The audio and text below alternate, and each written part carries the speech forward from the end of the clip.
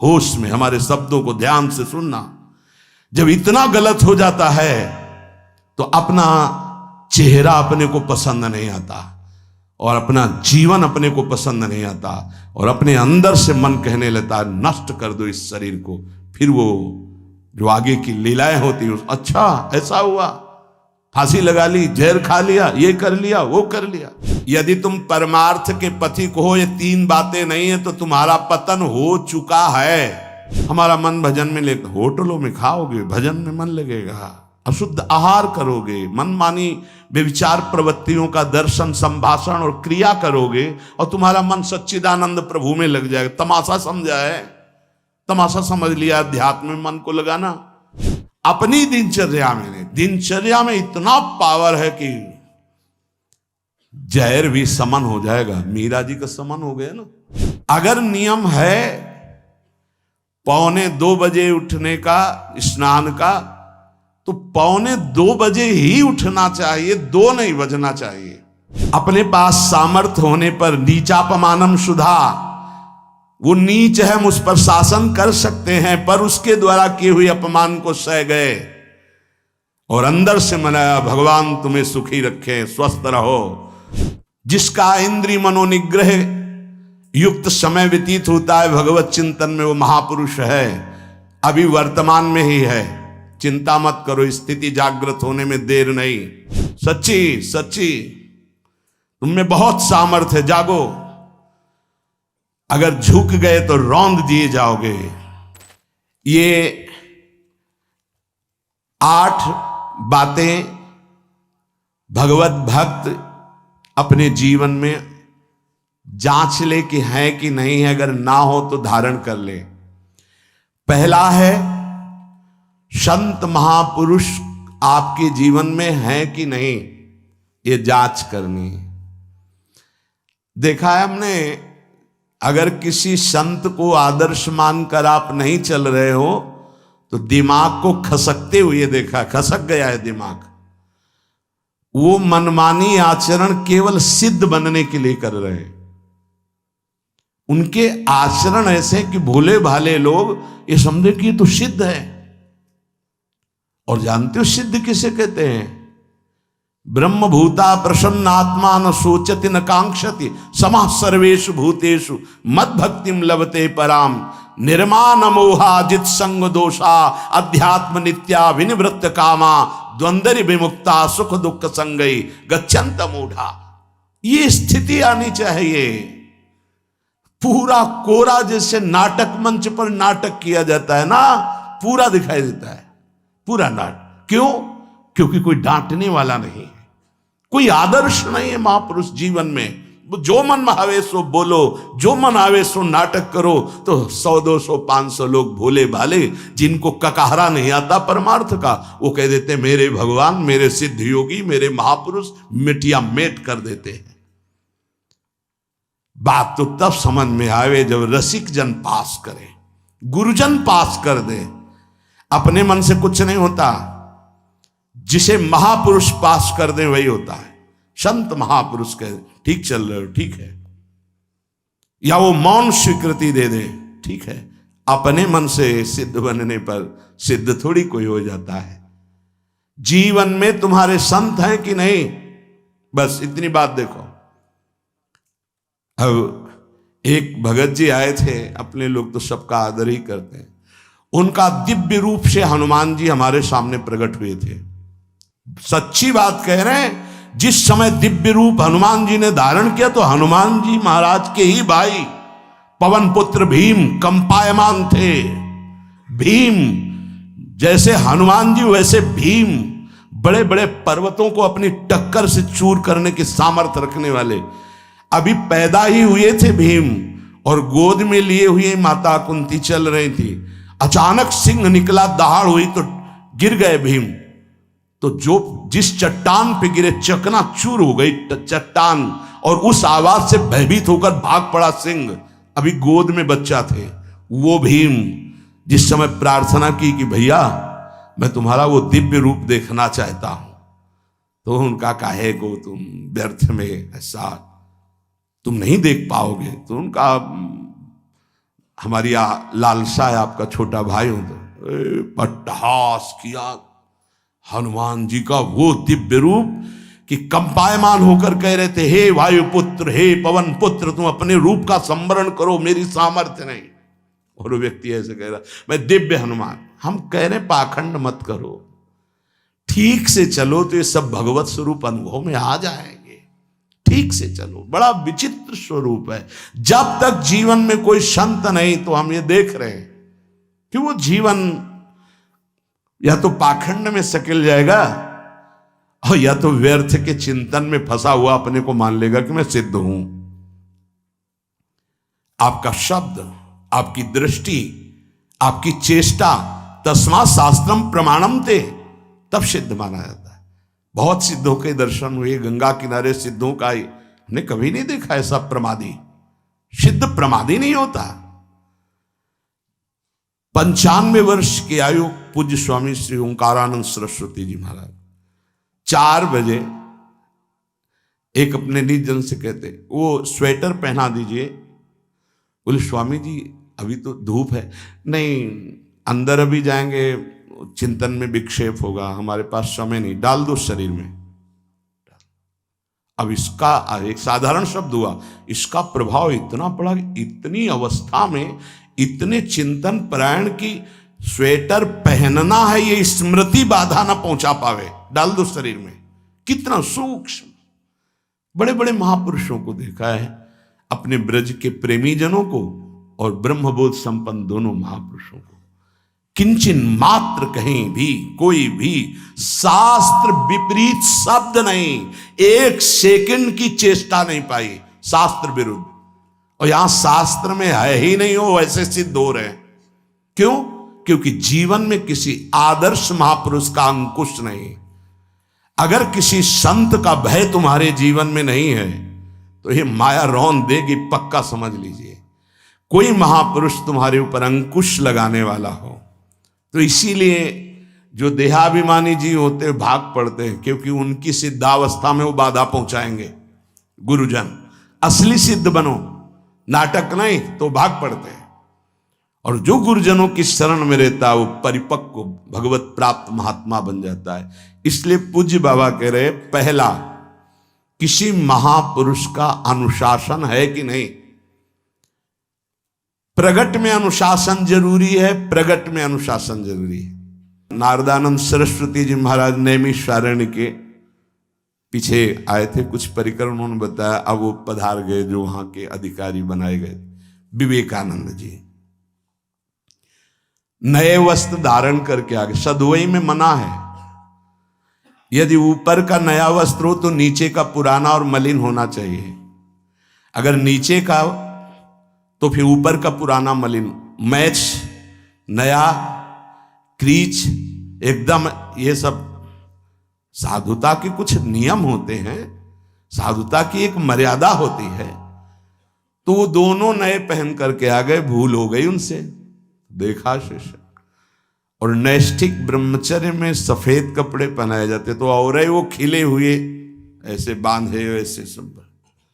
उनकी दृष्टि गई, लाख लाख जहां बैठकर सत्संग सुनते हैं स्वामी श्री नारदानंद सरस्वती जी, बड़े ही महापुरुष थे, अपार भीड़। और सत्संग के बाद 1 घंटा सबको एकांत चिंतन करो। क्या वहां ब्रह्म ज्ञान का सत्संग होता था।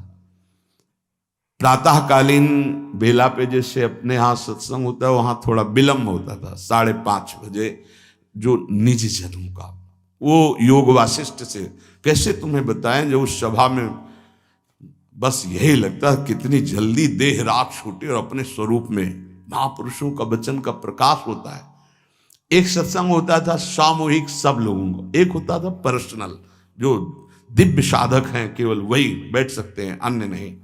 ऐसे पूज्य बाबा के यहाँ भी एक होता था पर्सनल ज्ञान का और एक होता था सामूहिक प्रवचन। तो उस समय सामूहिक सत्संग चल रहा था, काफी सब समाज लाखों की थी। देखा दूर से,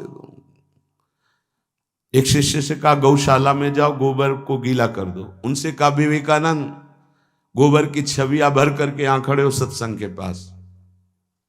अब वहां नच हो नहीं सकता, और गीला गोबर तो जो 2 घंटा सत्संग हुआ पूरा टप टप ऐसे कपड़ों में, पूरी हालत बिगड़ गई। क्या था ये? संत शासन। अब दोबारा वो गलती नहीं होगी, समझाने की जरूरत नहीं, अब समझ गए कि हमसे गलती क्या हुई। संत शासन नहीं है तो ये मन बहुत विचित्र है, बहुत विचित्र है। इसीलिए पहला, जो भी परमार्थ का पति को, चाहे ज्ञान मार्ग का, योग मार्ग का, किसी योग मार्ग की लौकिक ऊंचाई पर पहुंचे हुए कि गुरुदेव आए और उन्होंने कहा कि किसी कारण से शिष्य बढ़ जाए और अपने गुरुदेव की अवहेलना करे तो उसकी गति क्या होगी? उनका दुर्गति। दुर्गति, दुर्गति के सिवा उसके आगे कोई शब्द नहीं है। गुरु को पीड़ा है और शिष्य परम पद में पहुंच जाएगा? नहीं नहीं, ऐसा नहीं हो सकता। अनुशासन अत्यंत आवश्यक है। किसी भी वैभव या लोक व्यवहार या लोक मान्यता बढ़ जाने पर अपने गुरु का अपमान, गुरु की अवहेलना, तो उसकी दुर्गति पक्की। देखो, ये मन है, ये इंद्रियां हैं, ये अहम है, ये केवल गुरुदेव से ही वश में आता है, दूसरी जगह नहीं आता। क्यों? क्योंकि दूसरी जगह उत्तर देने का अवसर है। दूसरी जगह हम नहीं मानते तुम्हारी बात, लेकिन वहां ना उत्तर है और ना नहीं मानते, केवल वहां मिटना ही मिटना है। अगर ऐसा उपासक है तो निश्चित परम पद का अधिकार। केवल मिटना कोई उपाय नहीं है, अहंकार के पोषण का कोई उपाय, केवल मिटाना है। रो लो, चिल्ला लो, जो तुम्हें करना है कर लो, आना तुम्हें इसी मार्ग में पड़ेगा, दूसरा कोई रास्ता नहीं। बलिहारी घेर करके नष्ट कर देते हैं हमारे मन की मनमानी को, हमारे अहंकार को। इसलिए जीवन में प्रगट में जिनके जीवन में संत हैं और वो स्वीकार करते हैं उनका अनुशासन, उन्हीं का जीवन प्रकाशित होता है, पक्का समझ लेना। दूसरा, भागवतिक मार्ग में चलने वाले उपासक को सांसारिक पुरुषों की मित्रता करके उनकी संगोष्ठी में नहीं बैठना चाहिए। इस बात को बहुत अच्छे से समझ लो। सांसारिक पुरुषों की जो वृत्तियां होती हैं उनमें बड़ा आकर्षण होता है भोगों का, प्रपंच का। जो साधक भ्रमणशील हैं, अगर वो गृहस्थों के यहां जाकर उनकी सैयाओं पर सोते हैं तो उनकी दुर्दशा क्या होती है चित्त की, वो खुद अनुभव करके देख ले। आज तो शास्त्रीय पद्धति को समझा ही नहीं जा रहा। जब बड़े बड़े सुभट गंगा किनारे त्याग, वैराग्य, ज्ञान के मिले ना, तो आगे का रास्ता खुलता चला गया। सांसारिक पुरुषों के समुदाय में बैठना था। वो तुम्हें भगवान कहेंगे, ईश्वर कहेंगे, अवतार कहेंगे, उनको कुछ ज्ञान नहीं। आप मान बैठेंगे अपने को भगवान, अपने को ईश्वर, अपने को अवतार मानेंगे, तो आप जो अवतार है ना, ईश्वर है ना, भगवान है, उनसे विमुख हो जाएंगे। यहां जो भी अवतरित हुए हैं भगवत पार्षद, वो सदैव दैन्य ही रहे हैं। आप देख लीजिए, उच्च कोटि के महापुरुष चाहे जितनी ऊंचाई पर चढ़े हों, सदैव भगवान की ही स्थापना की है। भगवान के नाम की, रूप की, लीला की, धाम की, भगवत महिमा की स्थापना की है, अपनी नहीं, अपने पार्थिव शरीर की नहीं। ध्यान रखना, जितने महापुरुष प्रकट हुए भगवान की स्थापना की। अगर हम संसारिक पुरुषों का संग करेंगे तो कई तरह से हानि हो जाएगी। सत्संग हो रहा है, बस इतने जो चाहो बैठ जाओ। हमारा पर्सनल एकांतिक केवल गुरुदेव से संबंध है और उनके द्वारा बताई हुई उपासना में हमारा समय व्यतीत होना चाहिए। कोई हमारा मित्र नहीं होना चाहिए, अलग से संगोष्ठी नहीं होनी चाहिए विषयी पुरुष की, सांसारिक पुरुष की। तीसरा, किसी भी अपनी निंदा करने वाले के प्रति कभी भी बुरा व्यवहार बर्ताव नहीं करवाना चाहिए, क्योंकि भगवान प्रेरित करते हैं निंदा करा करके महान बनाने के लिए। ये शब्द याद कर लो। जब तुम्हारी निंदा होने लगे, प्रतिकूलता होने लगे, विपत्ति आने लगे, संकट सताने लगे, तो जान लेना कि तुम्हारी अध्यात्म की भूमिका उठने वाली है, पक्का। ये अध्यात्म की भूमिका उठना बहुत कठिन होता है। अध्यात्म का प्रवचन कर लेना बहुत सरल होता है, नहीं? हाँ, चमड़ी को चिकनी करके और अध्यात्म का प्रवचन करने में कोई कठिनता नहीं, लेकिन चमड़ी और दमड़ी का राग मिटा दे फिर अध्यात्म की तरफ चले, ये किसी फक्कड़ महात्मा का कृपा पात्र ही होगा जो फकीर होगा, जिसने विश्व की समस्त भोग वासनाओं को रौंद करके अपने स्वरूप में स्थित हो गया। ऐसे महात्मा के संग के बिना अध्यात्म का रंग नहीं चढ़ सकता, और देखने को मिल रहा है। जब तक हमें अध्यात्म का परिचय नहीं है तब तक कहीं भी हम राजी हो जाते हैं। अरे राजी होने को तो टाकीज के सामने देखो जाके, हजारों की भीड़ लगती, लाइन में खड़े होते हैं, पैसा देते हैं, और क्या देखने जाते हैं? झूठा तमाशा। उनको आप क्या कहोगे? ज्ञानी कहोगे? सत्संगी कहोगे? भीड़ का इकट्ठा हो जाना कोई अध्यात्म का चमत्कार नहीं होता। तो अध्यात्म का चमत्कार तो अंतर की वृत्ति का परिवर्तन हो जाना होता है। नहीं तो अगर एक नृत्य करने लगे ना तो हजारों उसको देखने खड़े हो जाते हैं। फिर 14 संगीत बज रहे हैं, फिर इसके बाद अगर हजारों ये बैठे मनोरंजन कर रहे हैं तो इनका कोई महत्व तो नहीं। अगर एक महात्मा कह देता है कि तुम वास्तविक भगवत मार्ग के पथिक हो तो धन्य हो गया जीवन, और 1 करोड़ लोग कह दें कि परमार्थ का पथिक है तो मान्यता नहीं मानी जाएगी। ये अध्यात्म है, अध्यात्म। इसीलिए कह रहे हैं कि सांसारिक पुरुषों की संगोष्ठी में रति न करे। तीसरी, अपनी जब कोई निंदा करे तो उसका भला जरूर मना देना, बुरा मत मना देना, नहीं तो अध्यात्म छूट जाएगा।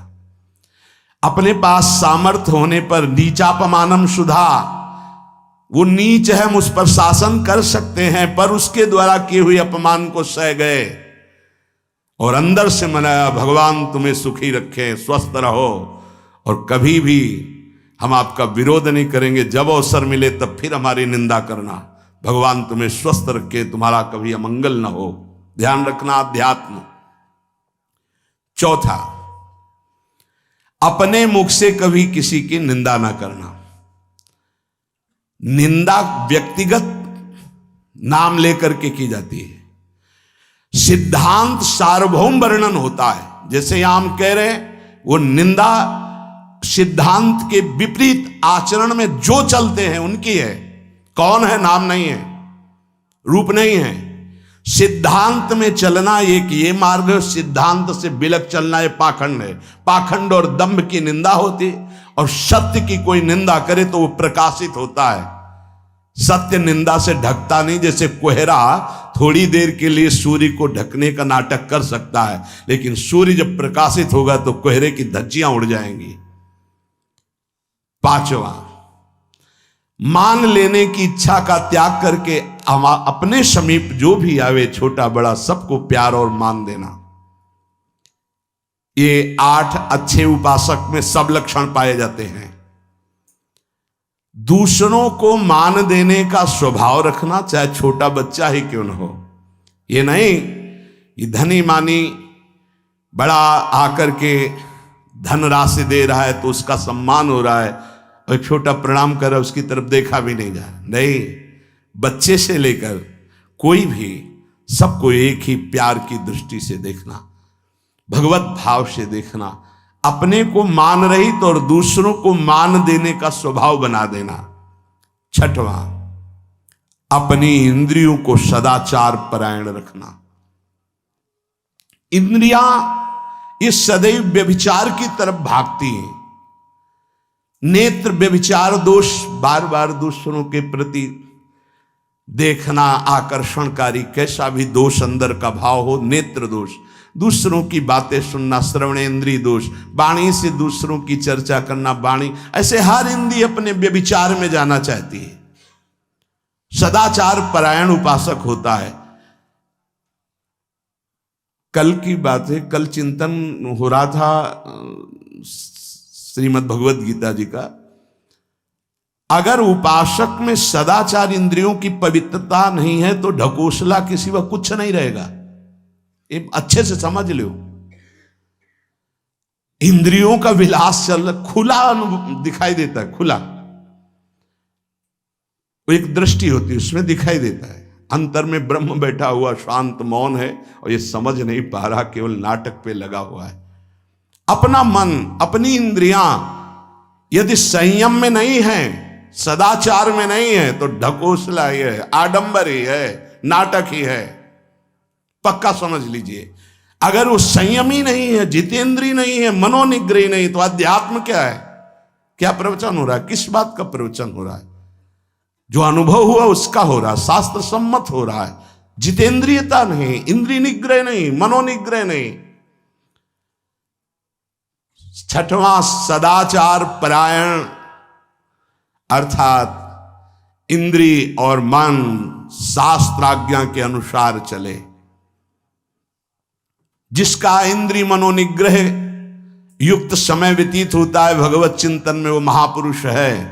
अभी वर्तमान में ही है, चिंता मत करो, स्थिति जागृत होने में देर नहीं।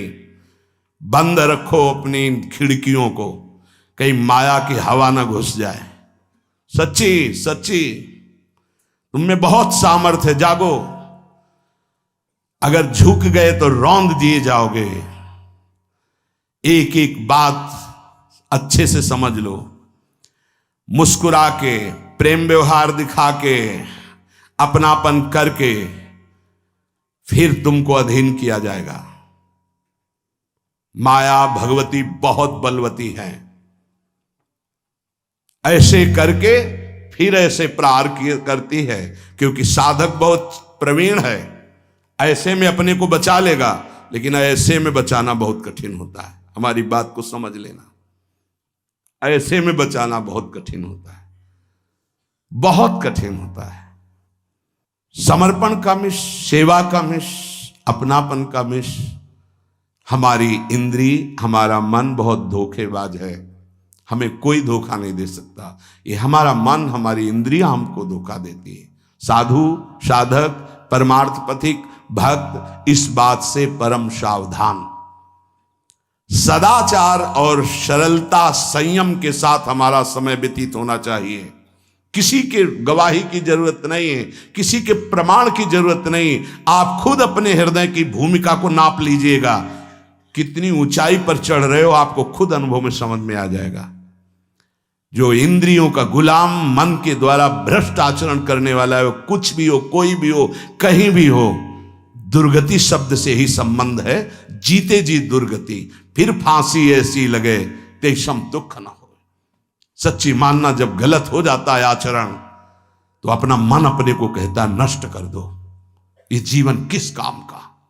होश में हमारे शब्दों को ध्यान से सुनना। जब इतना गलत हो जाता है तो अपना चेहरा अपने को पसंद नहीं आता, और अपना जीवन अपने को पसंद नहीं आता, और अपने अंदर से मन कहने लगता है नष्ट कर दो इस शरीर को। फिर वो जो आगे की लीलाएं होती हैं, अच्छा ऐसा हुआ, फांसी लगा ली, जहर खा लिया, ये कर लिया, वो कर लिया। वो इन्हीं इंद्रिय और मन की फिसलन को नहीं सह पाया। अच्छा, किसी महापुरुष का शासन नहीं था, नहीं, उस चूक में भी बचत हो जाती है। एक बहुत बड़े महापुरुष के समीप रहने वाले से चूक हो गई, तो उन्होंने अपने आसन के पास आसन लगवाया। सब साधुकों ने कहा कि बहुत बदनामी होगी, क्योंकि आपका नाम आगे है और वो आपके आश्रित है, ऐसा है किसी महापुरुष के। उन्होंने कहा तुम क्या समझते हो, ये बाया है, चूक हो गई, अब इसको कभी चूक नहीं होगी ऐसा बना देंगे, कभी त्रुटि नहीं होगी, इसको ऐसा बना देंगे। और वो फिर ब्रह्मावर्त बिठूर में रहे, और बहुत अच्छे महात्मा हैं, अब भी हैं।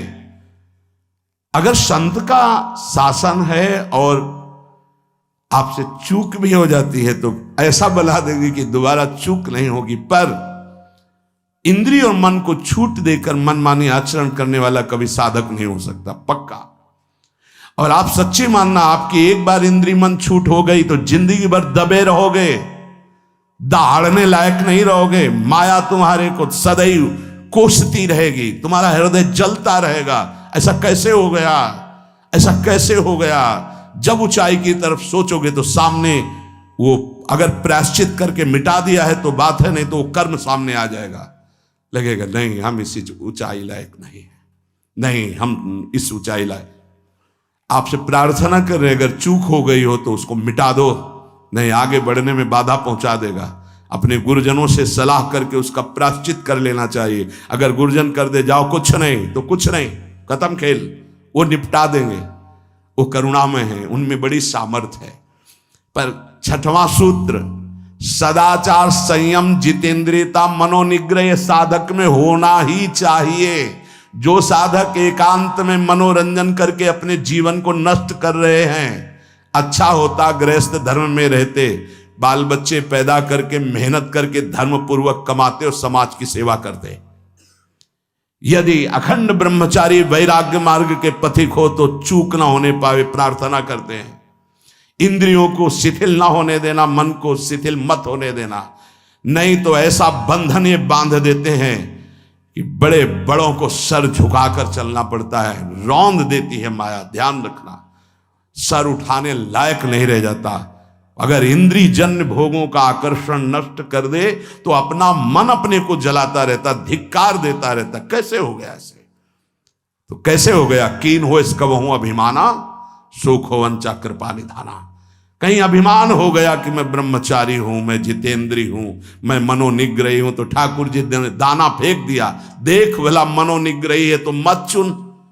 लेकिन कृपा पात्र साधक पुनः अपने आप को सावधान करके सदाचार में ही स्थित रहे। आज सदाचार को समझा ही नहीं जा रहा कि सदाचार है क्या। सातवां, किसी भी पद को साधक कभी स्वीकार न करे। समाज में बड़े पद मिलते हैं, यहां भगवत प्राप्ति की वार्ता हो रही। किसी भी पद, किसी भी सम्मान को स्वीकार न करें। ये सब उपाधियां हैं, अगर उपाधियां स्वीकार की तो उपद्रव शुरू हो जाएंगे। कोई उपाधि स्वीकार न करो तो इतने महान बन जाओगे कि पूरे विश्व में तुम ही होगे।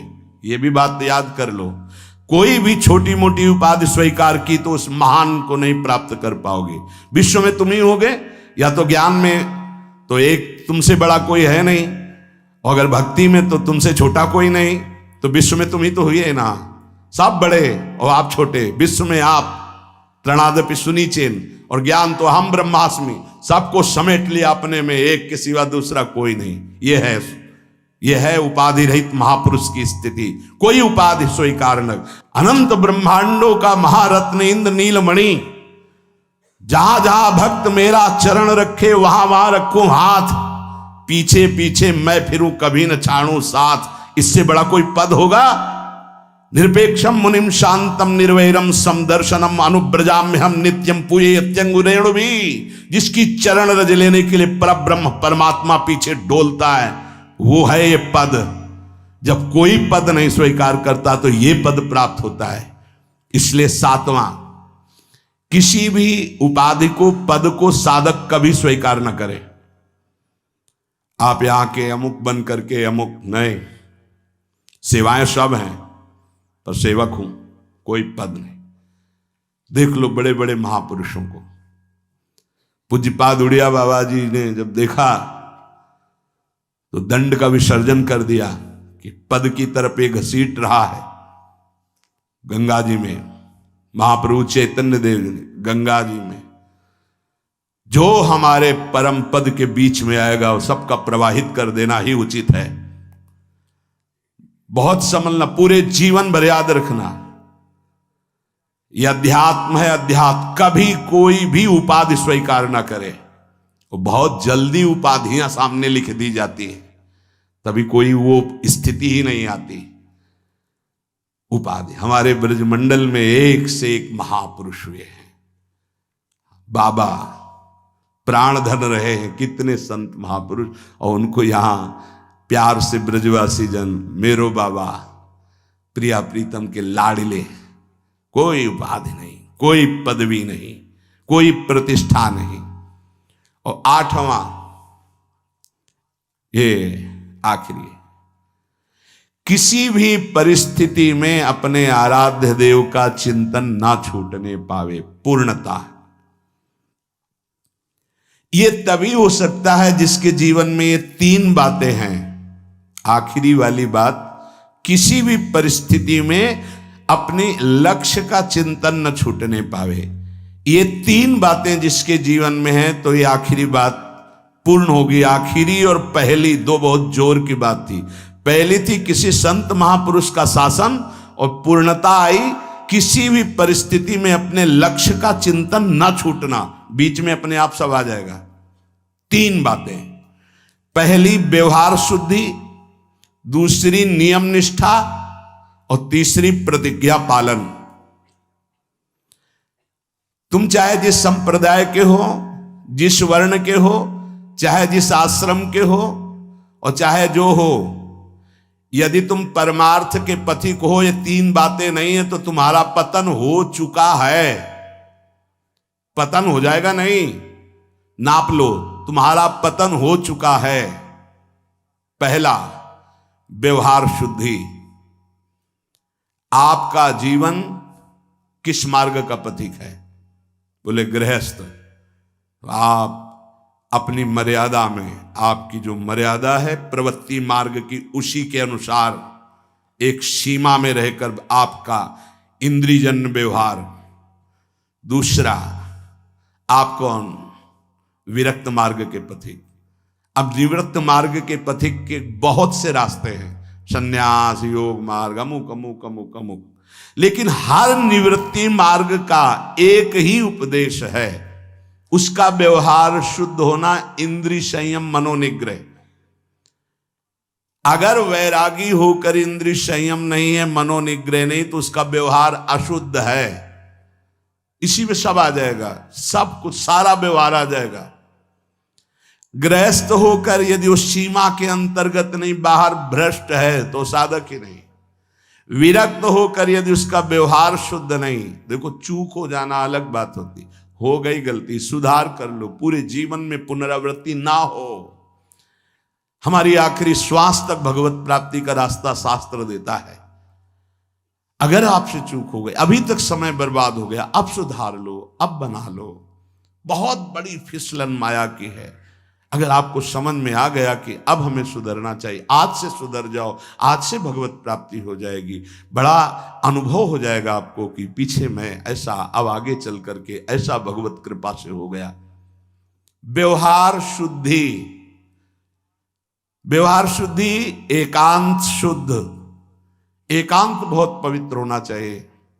व्यवहार प्रगट में जब समाज में होगे तो है ही। ये बात बार बार हम इसलिए बोल रहे हैं कि परमार्थ का पथिक बाहरी व्यवहार की शुद्धि तो दिखा देता है, लेकिन आंतरिक बहुत अशुद्ध आचरण होते हैं। इसीलिए अध्यात्म की उन्नति नहीं होती। आपका शरीर पवित्र, आपके विचार पवित्र, आपका मन पवित्र, तब आप परम पवित्र भगवान से अपनापन कर पाएंगे। ध्यान रखना, आपका शरीर अपवित्र, आपके विचार अपवित्र, आपका मन अपवित्र, आप ऐसे ही भगवत प्राप्ति कर लेंगे। जहां मन आया वहां खा लिया, जो मन आया वो देख लिया, जो मन आया वो छू ले, ऐसे भगवत प्राप्ति हो पाएगी। ये जो हमारा मन भजन में लेकर, होटलों में खाओगे, भजन में मन लगेगा, अशुद्ध आहार करोगे, मनमानी व्यभिचार प्रवृत्तियों का दर्शन, संभाषण और क्रिया करोगे, और तुम्हारा मन सच्चिदानंद प्रभु में लग जाएगा। तमाशा समझा है, तमाशा समझ लिया अध्यात्म में मन को लगाना।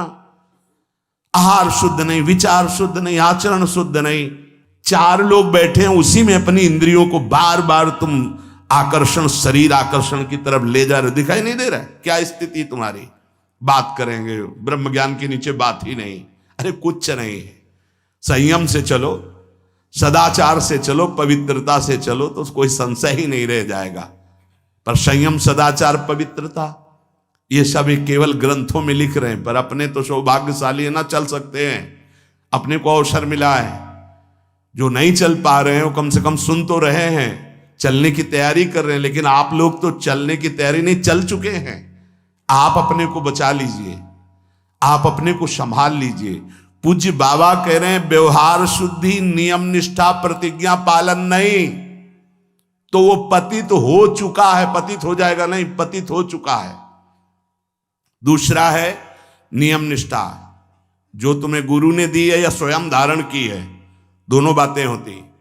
जब कितना, कौन कौन सी दिनचर्या के नियम, कितना पाठ, क्या सेवा, इनका नियम होता है। हमारा नियम है इतने बजे उठ जाना, हमारा नियम है ये पाठ करना, हमारा नियम है ये करना। उन नियमों को कोई देखे ना देखे, हमें प्राणपण से पालन करना है। अपनी दिनचर्या में इतना पावर है कि जहर भी समन हो जाएगा। मीरा जी का समन हो गया ना, तो आप कहोगे वो तो मीरा जी थी, तो मीरा जी में क्या था? मेरे तो गिरधर गोपाल दूसरों कोई, लाओ तुम भी मीरा जी बन जाओगे। मेरे तो गिरधर गोपाल दूसरों न कोई, तो जहर जिससे प्रकट हुआ है, जहर भी तो उसी से प्रकट हुआ है ना, परमात्मा तत्व से ही, तो औषधि भी उसी से है। धन्वंतरी जी ने शोध करके कहा, अच्युत गोविंद हरि इन नामों को जो निरंतर जपता है कोई प्रभाव नहीं डाल सकता, विरोधी भाव कोई प्रभाव नहीं डाल सकता। समस्त औषधियों की परम औषधि भगवन नाम। मीरा जी की जिह्वा पे नाम, हृदय पे नाम, प्रहलाद जी की जिह्वा पे नाम, हृदय पे नाम। का बड़े बड़े सर्पों से डसवाया, विष पिलवाया प्रहलाद जी को। क्या तुम इसी महामहिम मार्ग के पथिक बने हो, जिसमें प्रहलाद जी चले, जिसमें देवर्षि नारद जी हैं, जिसमें बड़े बड़े महापुरुष हैं, उसी मार्ग के पथिक हो। हम में कमी ये हो गई कि हम वैसे नहीं चल रहे जैसे चलना चाहिए। नियम पर बहुत ध्यान दीजिए। अगर नियम है 1:45 उठने का, स्नान का, तो 1:45 ही उठना चाहिए, 2 नहीं बजना चाहिए। ये नियम में बहुत बड़ी ताकत होती कि आपके नेत्र फट से खुलेंगे, घड़ी में तो 1:45 ही होगा। अपने तो 1:45 तो स्नान करने के लिए निकल जाते। नियम निष्ठा, जप का, पाठ का, श्री जी की सेवा का, ये सब नियम, खान पान, ये सब नियम के, हमारा नियम है हम इतना पाएंगे बस। हमारा नियम हम ये नहीं पाते। हमारा नियम है हम इतना सोते, इतना जगते। इस वजह साधक का नियम, नियम निष्ठा और प्रतिज्ञा पालन, इसमें चूक नहीं होनी चाहिए। इसमें चूक हो जाती है, इसलिए सुकृत नष्ट हो जाते हैं। जैसे कहा गया आज के बाद हम ये नहीं करेंगे, कुछ न कुछ साक्षी किया जाता है। मैं गुरुदेव को साक्षी